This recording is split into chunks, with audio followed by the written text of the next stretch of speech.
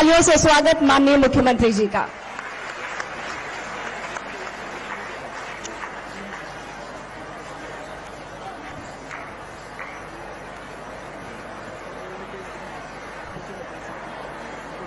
बोलिए भारत माता की, भारत माता की, छत्तीसगढ़ महतारी की, छत्तीसगढ़ महतारी की, बाबा साहेब डॉक्टर भीमराव अंबेडकर की, बाबा साहेब डॉक्टर भीमराव अंबेडकर की।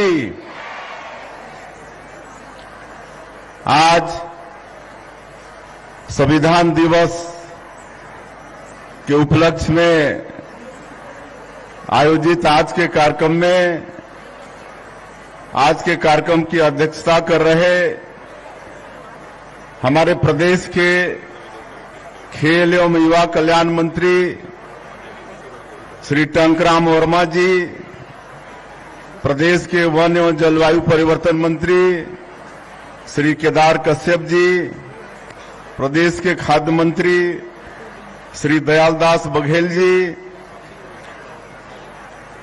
प्रदेश के पूर्व विधानसभा के अध्यक्ष, पूर्व नेता प्रतिपक्ष और बिल्हा के विधायक आदरणीय धर्मलाल कौशिक जी, हमारे धरसींवा के विधायक श्री अनुज शर्मा जी, रायपुर उत्तर के विधायक श्री पुरंदर मिश्रा जी, आरंग के विधायक गुरु खुशवंत साहिब जी, विधायक इंद्र कुमार साहू जी, हमारे प्रदेश के युवा आयोग के अध्यक्ष विश्व विजय सिंह तोमर जी, संजय श्रीवास्तव जी, खेल एवं युवा कल्याण विभाग के सचिव श्री हिमशिखर गुप्ता जी, डायरेक्टर श्रीमती तनुजा सलाम जी, रायपुर के कलेक्टर गौरव सिंह जी, सभी अधिकारीगण और आज के इस कार्यक्रम में उपस्थित सभी सम्भ्रांत नागरिक बंधुओं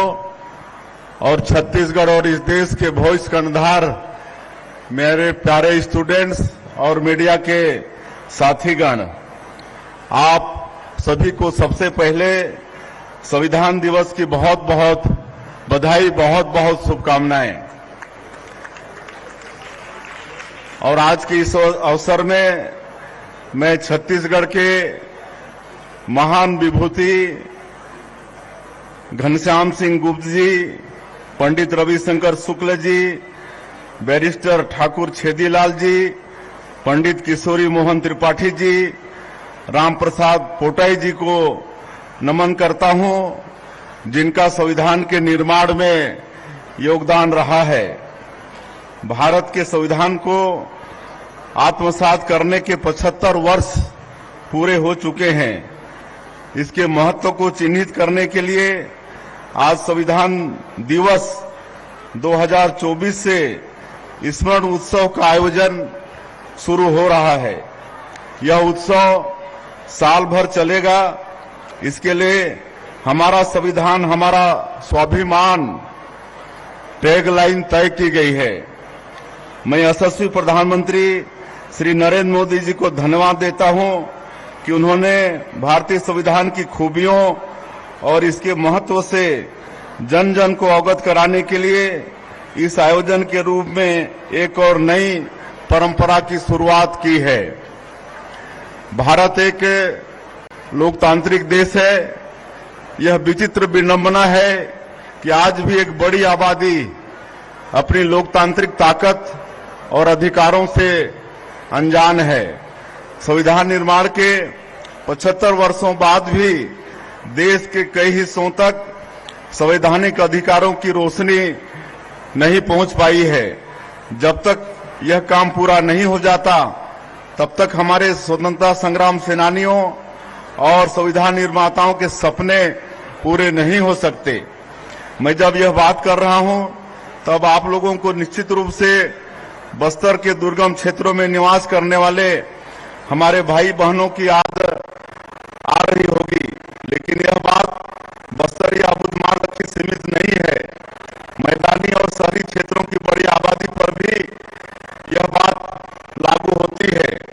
बहुत से पढ़े लिखे लोग भी संविधान और अपने संवैधानिक अधिकारों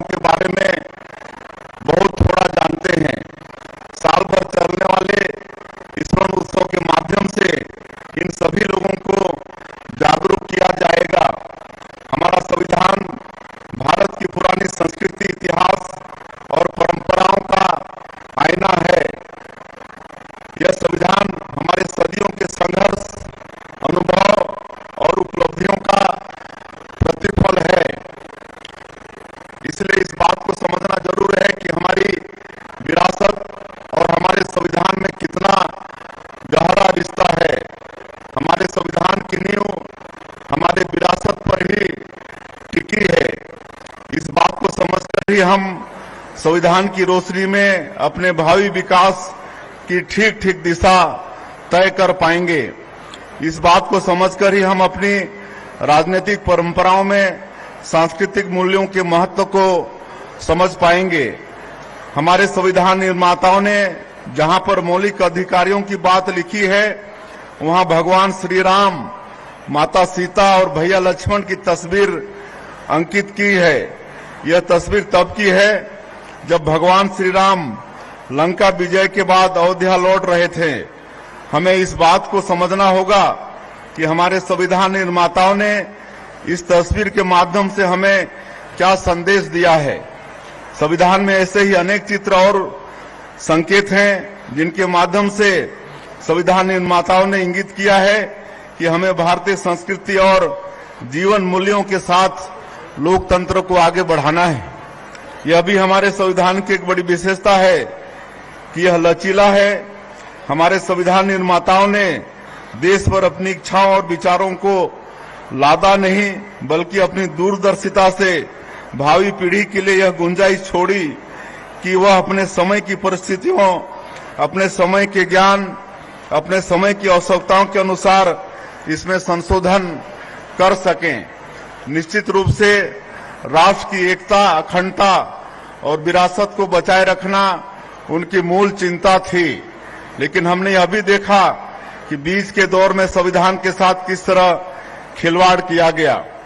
देश की अखंडता को मजबूत करने के लिए राष्ट्रवादी सरकार जब धारा 370 हटाती है, जब मुस्लिम महिलाओं के मानवीय अधिकारों को सुनिश्चित करने के लिए 3 तलाक पर विधेयक लाती है, तो लोग हल्ला करते हैं कि संविधान खतरे में है। ये वही लोग होते हैं जिन्होंने देश में आपातकाल लागू करके लोकतंत्र को ही खतरे में डाल दिया था, जिन्होंने अपनी राजनीतिक स्वार्थों को पूरा करने और तुष्टीकरण के लिए संविधान में अनेक संशोधन किए। हमारे यशस्वी प्रधानमंत्री श्री नरेंद्र मोदी जी ने स्पष्ट कहा है कि देश के लिए संविधान सर्वोच्च है। बाबा साहब भीमराव अंबेडकर के द्वारा बनाया गया संविधान हमारे लिए पवित्र धार्मिक ग्रंथ है। भारतीय जनता पार्टी की सरकारों ने संविधान के साथ साथ संविधान निर्माताओं की भावनाओं के प्रति भी सम्मान व्यक्त किया है। भारतीय जनता पार्टी की सरकारें मानवता की रक्षा, सामाजिक, आर्थिक और लैंगिक समानता, अभिव्यक्ति की स्वतंत्रता, न्याय की स्थापना जैसे संवैधानिक लक्ष्यों के लिए काम करती है। छत्तीसगढ़ में हमारी सरकार के गठन के बाद पिछले 11 महीनों में हमने भी इसी दिशा में योजनाएं और नीतियां बनाई हैं। हमने सुशासन की स्थापना को अपनी सर्वोच्च प्राथमिकता में रखा है ताकि लोकतांत्रिक तरीके से निर्वाचित सरकार की योजना और नीतियों का लाभ प्रत्येक नागरिकों तक पहुंचाया जा सके। बस्तर के दुर्गम क्षेत्र में लोकतंत्र को बचाने और लोगों तक उनके संवैधानिक अधिकारों को पहुंचाने के लिए नियत नीलानार जैसी योजना हमारी सरकार चला रही है। लोकतंत्र और संवैधानिक अधिकारों को लेकर जागरूकता की कमी के कारण ही बस्तर में नक्सलवाद को पैर जमाने का मौका मिला। हम लोग सुरक्षा और विकास की रणनीति पर अमल करते हुए दुर्गम क्षेत्र के लोगों को देश की मुख्यधारा से जोड़ने का काम कर रहे हैं और छत्तीसगढ़ के सभी वर्गों के विकास के लिए हमारी सरकार काम कर रही है। हमने अनुसूचित जाति, जनजाति, अन्य पिछड़ा वर्ग के गठित विकास प्राधिकरणों और अन्य मंचों को अधिक उत्तरदायी बनाया है, उनमें प्रतिनिधित्व को मजबूत किया है। छत्तीसगढ़ की हमारी भारतीय जनता पार्टी की सरकार जन जन तक संवैधानिक अधिकारों और केंद्र तथा राज्य शासन की योजनाओं को लाभ को पहुंचाने के लिए प्रतिबद्ध है।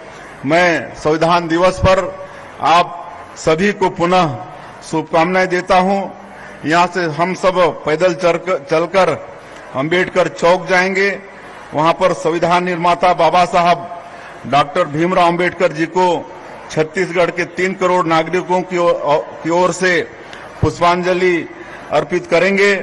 मैं आज के इस संविधान दिवस के अवसर पर आयोजित पदयात्रा में शामिल होने के लिए आप सब लोग भारी संख्या में यहां पर आए हैं।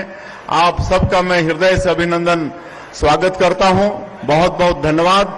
जय हिंद, जय छत्तीसगढ़।